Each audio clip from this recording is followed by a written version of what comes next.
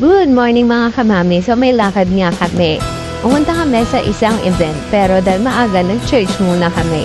Pero ang ending maaga pa rin kami, pangalawa kami sa dumating sa venue.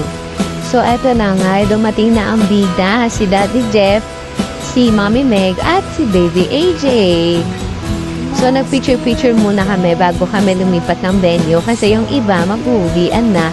So ito ang mga titos and titas. So, rain or shine, tuloy pa rin ang party. Walang uuwi nang hindi lasing. So, ayan, nagkakantahan na kami dyan. Hindi ko alam kung kumakanta o sumisito kami dyan. Siyempre, si Tito Richie, hindi papatalo. May eksena pa, o diba? Ganun din si Tito Mark. O, sangka pa, may talent talaga siya. Si Tito Mike din, hindi nagpatalo. Itago na natin ang talent natin.